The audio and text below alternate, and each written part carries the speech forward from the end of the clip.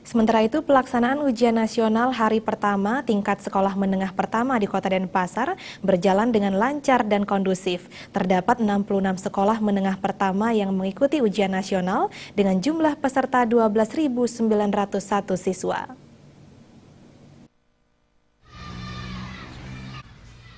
Dinas Pendidikan, Pemuda dan Olahraga memantau langsung pelaksanaan UN di Kota Denpasar.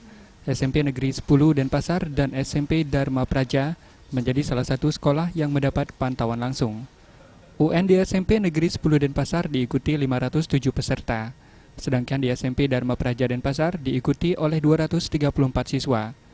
Seluruh siswa tersebut mengikuti ujian nasional tanpa ada kendala berarti. PLT Kepala Dinas Pendidikan Pemuda dan Olahraga, Nyoman Gurah Jimmy Sidarto mengatakan, ujian nasional SMP di Kota Denpasar berjalan sesuai dengan mekanisme. Dijaga, ya.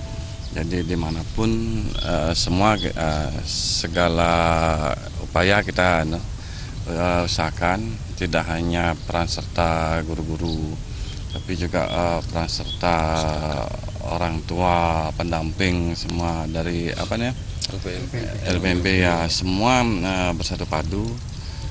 Harap ini menjadi contoh bagi semuanya, tidak hanya di SMP 10, kita harap semua di Kota Denpasar. Ya. Sementara itu, Kepala SMP Dharma Praja Denpasar, Iwayan Suko mengatakan, pihaknya selalu mendukung dan mewujudkan ujian nasional yang berbasis integritas. Langkah yang dilakukan yakni memberikan pengarahan kepada peserta ujian untuk mengedepankan kejujuran.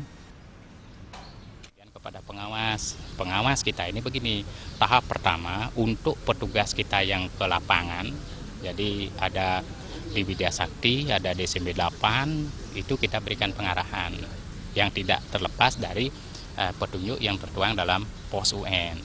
Nah, itu kita berikan sehingga apa yang dikerjakan di lapangan nanti betul-betul mengacu kepada pos UN. Seperti diketahui, pelaksanaan ujian nasional tingkat SMP dilakukan serentak pada 9 Mei 2016. Ujian hari pertama mengujikan mata pelajaran Bahasa Indonesia. Desa Aryani dan Winata, Bali TV.